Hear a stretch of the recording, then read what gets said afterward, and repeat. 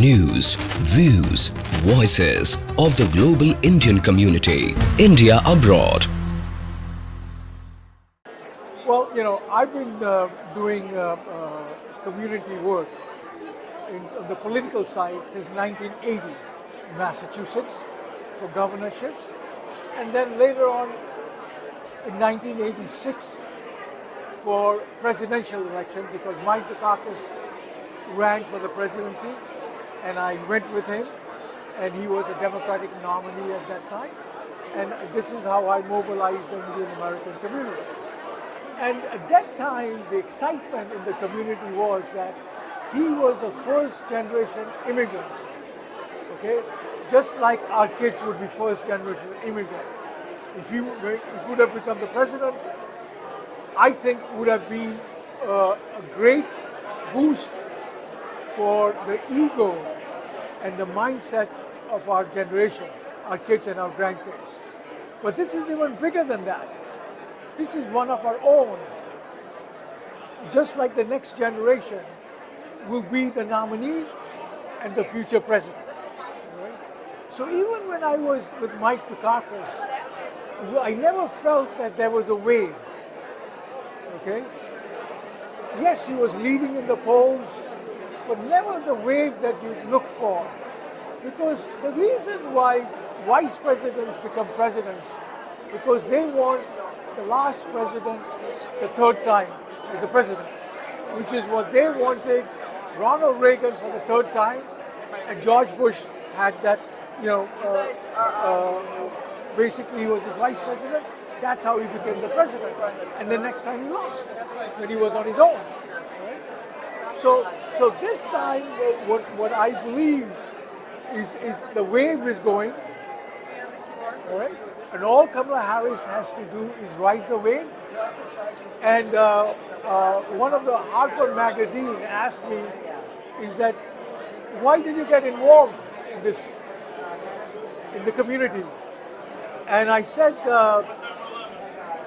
I wanted to make sure, I wanted to see, before I get reincarnated again, all right, that I want to make sure an Indian American becomes the president. Because when Jack Kennedy became the president, the Catholics and the Irish felt they had arrived. So this is where we have arrived. When she becomes the president, that is the ultimate acceptance of our community. Right? Yes, we have a lot of doctors. We have a lot of motel owners. We have 7-Elevens. We have physicians. We have also educators. And then, of course, the U.S.-India relationship is there. India is critical to the United States national security. All that at the top level is there. We created jobs, creating everything. All right? CEOs of top Fortune 500 companies. But we will never have arrived unless we win the presidency. And she's going to make it for us. She's going to do it for us. So whoever is sitting down, okay, and thinking that, I always say that perfection is always enemy of good in a democracy. So if you're looking for perfection, you're never going to get it. Okay? Look for that, 80-20 rule, as long as 80% there. Right? And that's what my suggestion to the Indian American community is. Whether you are Democrat or you're Republican, this is a golden opportunity for your kids and your grandkids. We keep talking about how important our kids are. Are they really important? Because this is a great opportunity. I think the main issue is, of course, they're excited. I mean, they're excited that she's, like I said, she's my DNA. That's what I'm supporting. I supported her when she ran for the last time in the presidency. I supported her when she ran for the Senate with a fundraiser in my house. I did 4 fundraisers for her when she ran for the presidency. two big ones, one in Ohio where he took the lead, one in New York where I took the lead, and then I raised money for in Boston, and my senator was running, okay, and we still supported Kamala Harris, I still supported her, and then of course in Washington D.C. we did a fundraiser, all right? And at that time, I had asked all the people elected, met them, pushed them, why don't we support one of our own? Raja was the only one that came close to it. He went to the fundraiser in Washington, D.C. None of them, they disappeared. And I'm glad this time they're all supporting her, one of their own. Well, I'm going to we're trying to get a page for the DNC, Indian Americans for Kamala Devi Harris. Now it's the South Asian is there, Asian is there, which really doesn't reflect our community. It has to be Indian American, okay? That's one. And the other thing is I'm trying to mobilize Hindu Americans because I have helped them other issues when the caste bill was done, was passed in the state Senate and House in California. I got Governor Newsom to veto it. All right? I was able to convince him. So I have built up credibility in the Hindu American community over the years. And of course, we are Jansandhis. My father was a Jansandhi. And we don't believe in caste system because we are Arya Samajis. So I have family roots there. But I just feel like Hinduism is for everybody. They accept all religions. Problem is, other religions don't accept us, the Hindus. The Hindus accept everybody. So we want the Muslims, Americans to be active, the Jewish Americans to be active, everyone Sikh Americans to be active. Okay? But we want to make sure that the Hindu Americans are not discouraged. For the first time recently, last time we didn't have a Hindu priest. This time we are going to have a Hindu priest with the Jewish group, the Imam, and Christian priest. We're going to have a Hindu priest now for the first time in a long time. Right? Okay? So I built up that credibility. So I will go to the mandirs in Michigan and said how to give them why it's important. Okay? And also she's black and she's also Indian American. Mother wanted her to do Christianity, but she's also, her mother was a Hindu. She also respects Hinduism. She has done Diwali functions. When she was the vice president, she did a great Diwali function. And then she did another Diwali function the year after that. And she loved it. And I told her, when I attended the Diwali function, I said, that was the best Diwali function I've attended. You know what she said? She said, I planned every bit of it. She was so excited. She had bangles on, excited. So she's excited to be black. She's excited to be Indian American. She's excited to be a Christian. She's excited to be a Hindu. And she's married to a Jewish guy. This is America. This is what America is. All right? One last question. How would you see the foreign policy under Kamala Harris administration look like? The foreign policy of the Kamala Harris administration? Well, I mean, I think she will have similar foreign policy than with India will be what Joe Biden had.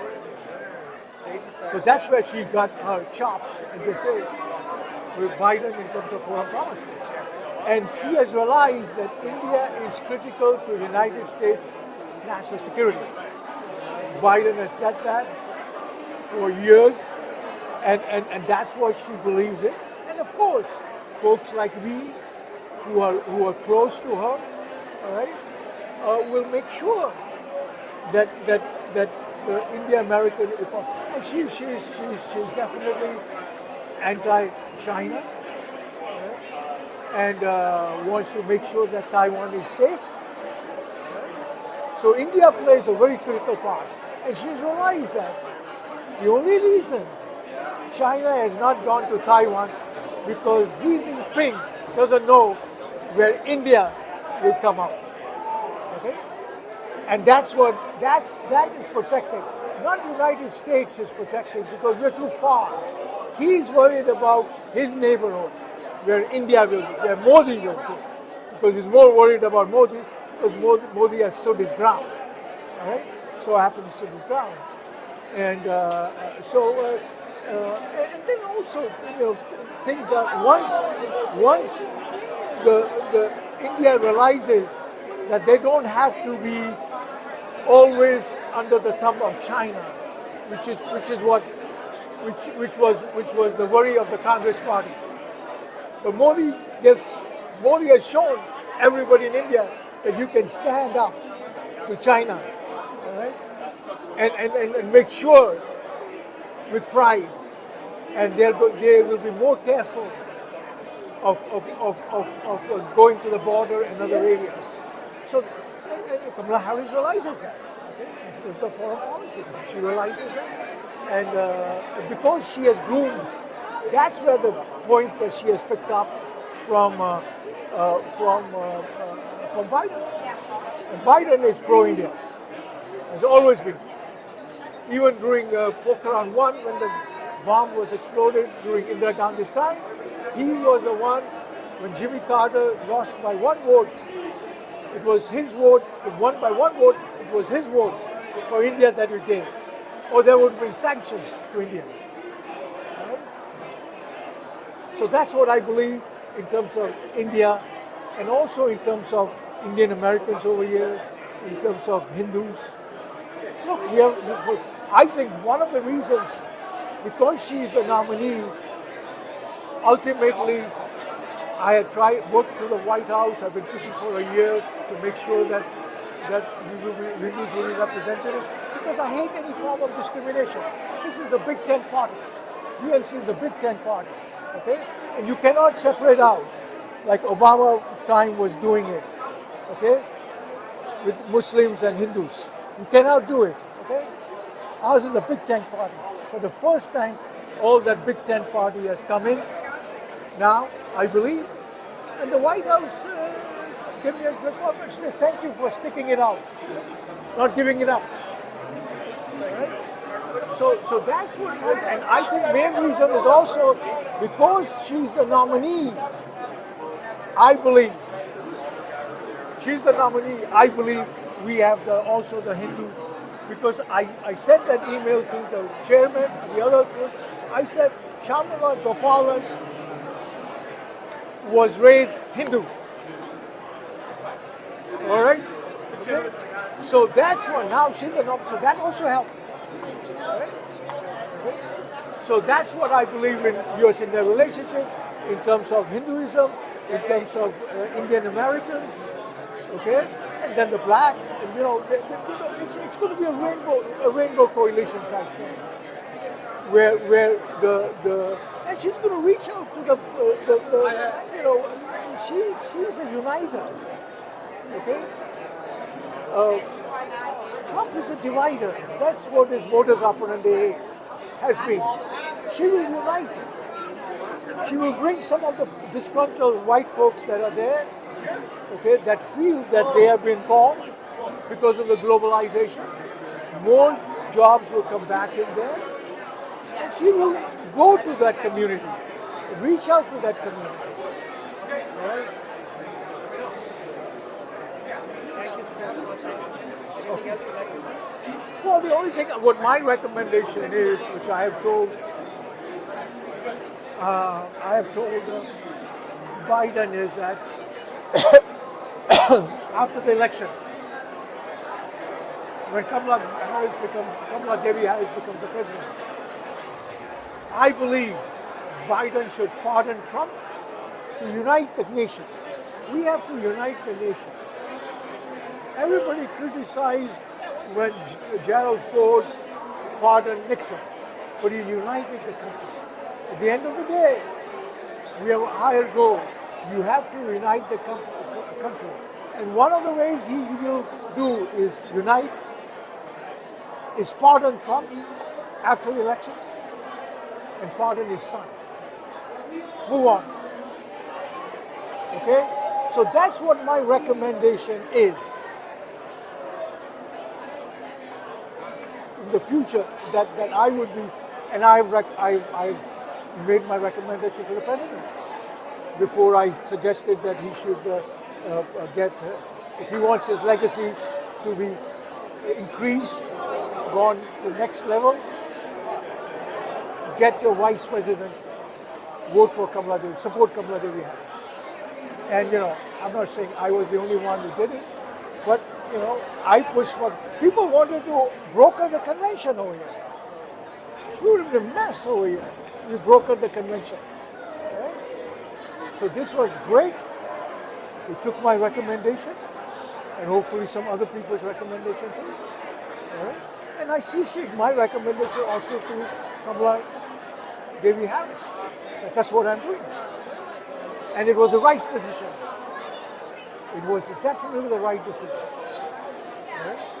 So, and then I'm glad she picked the person.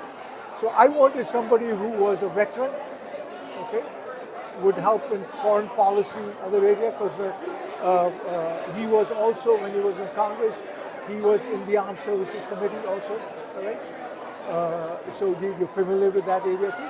Plus her experience, 4 years with the Master of Foreign Relations, President Biden. And she can probably also maybe pick her own Secretary of State with high stature that can help her in foreign policy too, so the face of the United States. Something like Obama picked John Kerry. Right? And this Biden did not need any high-profile one because he was the expert. He had all the policy experience. So that's what some of my recommendation is. But I want to make sure that India, but I want to also, my message to India too, and their leadership, okay, also to do is to say, look, when you put one leg, you have to make choice.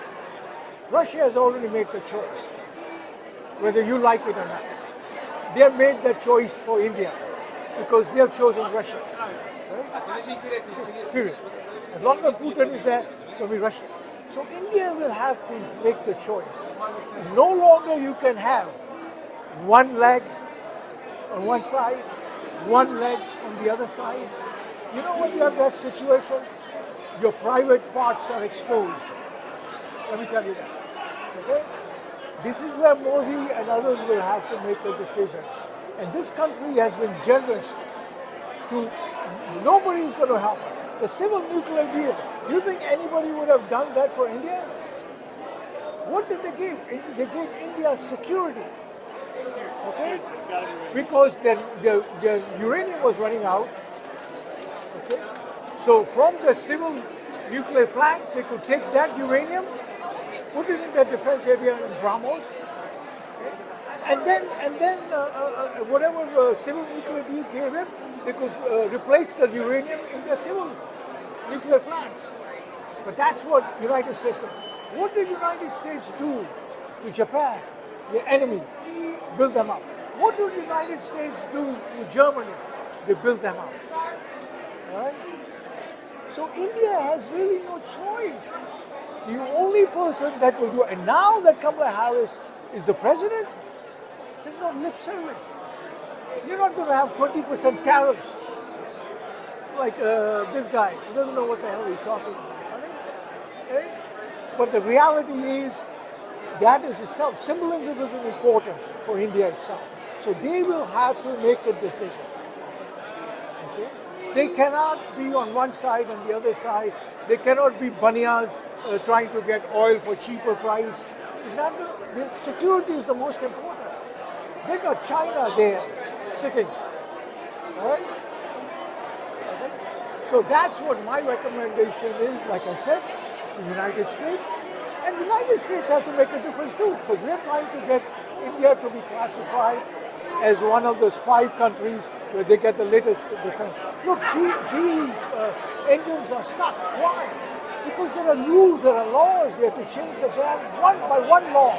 So I want to make sure that India will be classified as a 6th country with Japan, South Korea, Australia, New Zealand, Israel, and India. Now, I've had problems. For 6 years we've been trying to pass that. I'm pushing the American side too. So when Kamala Harris becomes the president, I want her to use up some of her capital also in pushing that law, export control law, to be changed. Right? So that's what also on America's side. Last time I got the Democrats on board and then the Republicans vetoed it. But all vetoed it. I got the leaks on my side, the Foreign Relations Committee on my side, and the armed services, they are for it anyway. But it has to be approved by the Foreign Relations Committee, because that's their jurisdiction. And we put it in the armed services for NDA, National Defense Authorization. It will be passed. So that's what American side has to do too. So one guy, they're all talking against, and they're giving high-class faluda, lollipops. Each one are giving each other lollipops. No substance.